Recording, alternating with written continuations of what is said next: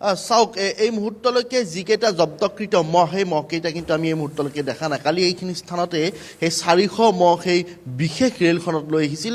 ফৰিক্কাবাদৰ পৰা উত্তৰ প্ৰদেশৰ ফৰিক্কাবাদৰ পৰা সেই মহখিনি লৈ অনা হৈছিল আৰু এজন ব্যক্তিয়ে সেই মহখিনি সৰবৰাহ কৰিছিল আমি ইয়াৰ পূৰ্বে গৰু সৰবৰাহৰ ঘটনা আমি দেখিবলৈ পাইছিলোঁ বিভিন্ন সময়ত গাহৰি সৰবৰাহৰ ঘটনা দেখিবলৈ পাইছিলোঁ কিন্তু এইবাৰ মহ সৰবৰাহ হৈছে যেতিয়া গো মাংস যেতিয়া নিষিদ্ধ হৈছে ৰাজ্যত তেতিয়া মহ সৰবৰাহ হৈছে আৰু মহ এই যিখিনি মহ সেই মহখিনি ইয়াৰ পৰা মেঘালয়লৈকে লৈ যোৱাৰ পৰিকল্পনা আছিল কিন্তু এই মুহূৰ্তলৈকে সেই মহখিনি নিশাৰ ভাগত কলৈলৈকে স্থানান্তৰ কৰা হ'ল সেই যিখিনি মহ সেই মহখিনি এতিয়ালৈকে কিন্তু সন্ধান আমি দেখিবলৈ পোৱা নাই কাৰণ আমি কালি বিয়লিৰ ভাগত যেতিয়া সেই মহখিনি জব্দ কৰা হৈছিল আৰু তাৰ পাছত এতিয়া কিন্তু সেই জব্দকৃত মহখিনি নাই কাৰণ কালিৰ নিশাৰ ভাগত যেতিয়া জব্দ কৰা হৈছিল তেতিয়া সেই মহখিনিৰ উপযুক্ত নথিপত্ৰ দিব পৰা নাছিল আৰু যাৰ বাবে সেই মহখিনি জব্দ কৰিছিল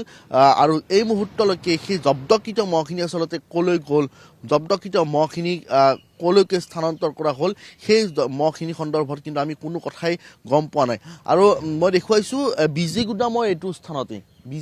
এইটো স্থানতে কালি জব্দ কৰা হৈছিল 400টা মহ 400টা মহ উত্তৰ প্ৰদেশৰ পৰা অনা হৈছিল 400 মহৰ এই মুহূৰ্তলৈকে সন্ধান কিন্তু নাই লক্ষণীয়ভাৱে সেই মহকেইটা আচলতে ক'লৈ গ'ল মহকেইটা ক'ত স্থানান্তৰ কৰা হ'ল কালি যিহেতু সেই মহকেইটাৰ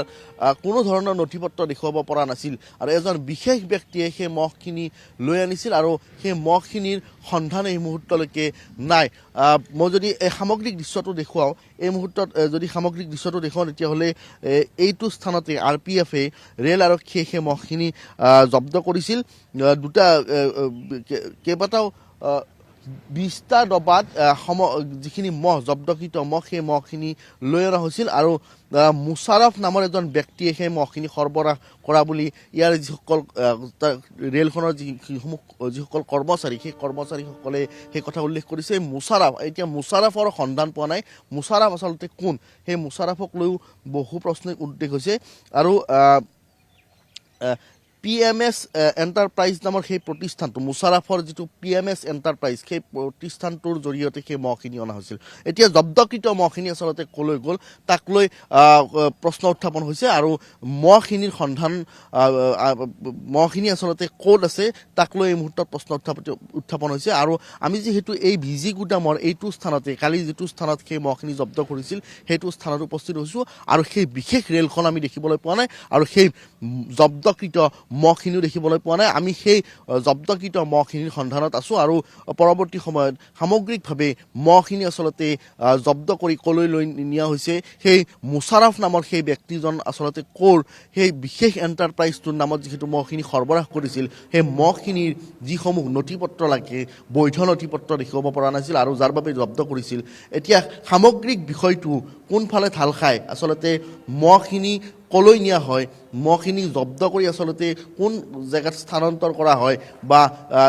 এই গোটেই বিষয়টো কোনফালে ঢাল খায় পৰৱৰ্তী সময়ত জনাব পৰা যাব হয় ৰবিউল আন এটা প্ৰসংগ জানিব বিচাৰিম বৰ্তমান সময়ছোৱালৈকে নথিপত্ৰৰ যিহেতু সন্ধান লাভ কৰা নাই বা উপযুক্ত নথিপত্ৰৰ কোনো অস্তিত্বই আৰক্ষীয়ে লাভ কৰা নাই ইয়াৰ পৰৱৰ্তী সময়ত কিদৰে ব্যৱস্থা হাতত লোৱা হ'ব কি সবিশেষ তথ্য আছে আপোনাৰ হাতত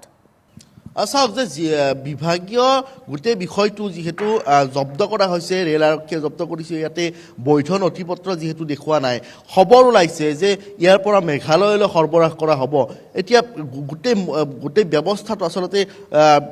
তেওঁলোকৰ নীতি নিয়মৰ ভিতৰত জব্দকৃত মহখিনি ক'লৈ স্থানান্তৰ কৰা হয় তাৰ মহখিনিৰ গৰাকী কোন সেই সকলো কথা পৰৱৰ্তী সময়ত স্পষ্ট হ'ব এইটো প্ৰাৰম্ভিক অৱস্থাত যিটো মহখিনি জব্দ কৰিছে এতিয়া জব্দ কৰাৰ পাছত মহখিনিৰ গৰাকী কোন মহখিনি ক'লৈকে নিয়া হৈছিল সকলো কথা জলদল পটপটকৈ স্পষ্ট হ'ব হয় আৰু সৰবৰাহকাৰীটোৰ বিৰুদ্ধে নিশ্চয়কৈ আৰক্ষীয়ে ইতিমধ্যে অভিযান আৰম্ভ কৰিছে ৰবিউল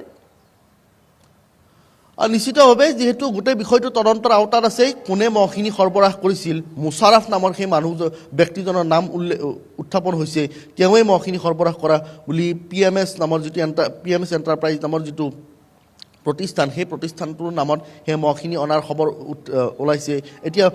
সেই মুছাৰাফ আলী কোন আচলতে সেই মুছাৰাফক বিচাৰিও আৰক্ষীয়ে অভিযান চলাব বা মুছাৰাফৰ বিৰুদ্ধেও আৰক্ষীয়ে হয়তো গোচৰ ৰুজু কৰিব কাৰণ এটা দুটা মহ নহয় 400টা মহ 20টাকৈ ডবাত সেই মহখিনি উত্তৰ প্ৰদেশৰ পৰা সৰবৰাহ কৰিছে এই সৰু ঘটনা হৈ থকা নাই আচলতে এই গোটেই বিষয়টোক লৈ আৰক্ষীয়ে সূক্ষ্মভাৱে তদন্ত আৰম্ভ কৰিব আৰু তদন্তৰ আওতাত গোটেই বিষয়টো জলজল স্পষ্ট হ'ব হয় ৰবিউল প্ৰতিটো ডবাত 20টাকৈ মহ যেহেতু লৈ অহা হৈছিল আৰু 20টাকৈ মহৰ বিপৰীতে দুজনকৈ ব্যক্তি থকা বুলি ইতিমধ্যে জানিব পৰা গৈছে গতিকে সেই দুজনকৈ ব্যক্তিক আৰক্ষীয়ে আটক কৰিবলৈ সক্ষম হৈছেনে নিশ্চয়কৈ যদি আটক কৰিছে তেতিয়াহ'লে সোধা-পোছা অব্যাহত ৰাখিছে আৰু সোধা-পোছা কৰাৰ পাছতে নিশ্চয়কৈ মুছাৰফৰ পৰিচয় লাভ কৰিবলৈ সক্ষম হ'ব গতিকে সেই দুগৰাকীকৈ ব্যক্তিক আৰক্ষীয়ে ইতিমধ্যে আটক কৰিছে নে সেই ব্যক্তিসকলো পলায়ন কৰিছে সেই সম্পৰ্কে কিছু তথ্য আছে নেকি আপোনাৰ হাতত জানিব বিচাৰিম কালি যেহেতু মহখিনি জব্দ কৰিছে আৰু যি দুগৰাকী ব্যক্তিৰ তেওঁলোকৰ ভাষ্য অনুসৰি যে মুছাৰাফেই এই মহখিনি সৰবৰাহ কৰিছিল আৰু সেই মুছাৰাফক বিচাৰি নিশ্চিতভাৱে সেই মুছাৰাফৰ নামটো সেই দুগৰাকী ব্যক্তিৰ মুখতে আৰক্ষীয়ে লাভ কৰিছিল আৰু সেই মুছাৰাফকো যিহেতু সেই ব্যক্তি দুগৰাকীৰ মুখত সেই মুছাৰাফৰ নাম উল্লেখ কৰিছিল সেই ব্যক্তি দুগৰাকীকো আৰক্ষীয়ে সোধপোছ অব্যাহত ৰাখিছে আৰু পৰৱৰ্তী সময়ত তদন্তৰ খাতিৰত আচলতে সেই ব্যক্তি দুগৰাকীকো বিভিন্ন সময়ত মতা হ'ব বা আৰক্ষীৰ গোটেই বেৰিয়াৰৰ ভিতৰত থাকিব দুয়োগৰাকী ব্যক্তি